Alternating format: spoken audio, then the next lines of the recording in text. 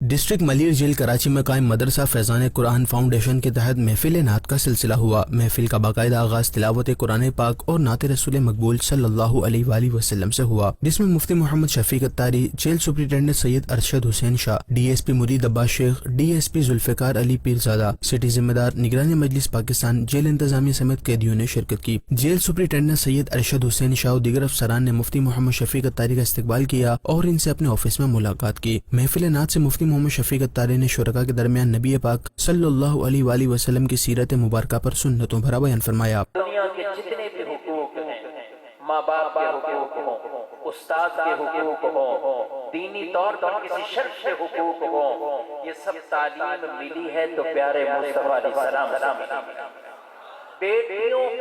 بیٹیوں کو جو حق ملے ہیں یہ بھی حضور کا صدقہ ہے، ورنہ پہلے بیٹیوں کو زندہ درگور کر دیا جاتا تھا، مار دیا جاتا تھا۔ بیٹیاں یہ کوئی پسند نہیں کرتا تھا، جس کے یہاں بیٹی ہوتی اس کے چہرے پہ ناگواری کا اظہار ہوتا، بیٹیوں کو پسند نہیں کرتے۔ لیکن نبی پاک علیہ السلام تشریف لائے، آپ نے اس چیز کو اللہ اکبر آپ نے روکا اور پھر یہ فرما دیا کہ بیٹیوں کو برا نہ کہا کرو، میں بھی بیٹیوں والا ہوں۔ جیل سپرنٹینڈنٹ سید ارشد حسین شاہ کا کہنا تھا کہ امیر اہل سنت دامت برکاتہم العالیہ کے انتہائی مشکور ہیں کہ جن کی بدولت اس جیل میں قرآن پاک کی تعلیمات دی جا رہی ہیں اور انہیں نیک بنایا جا رہا ہے۔ جناب پیر طریقت محترم عزت مآب انتہائی قابل احترام مولانا الیاس قادری صاحب، جن کی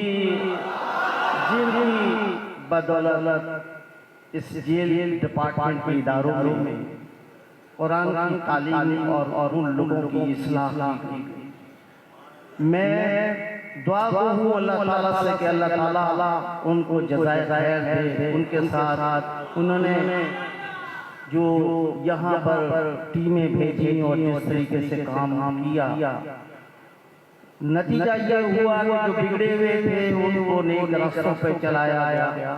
ڈی ایس پی مرید عباس شیخ کا کہنا تھا کہ فیضان مدینہ اور جیل سپرنٹینڈنٹ کا شکریہ ادا کرتے ہیں کہ وہ ہر سال یہ خوبصورت محفل سجاتے ہیں۔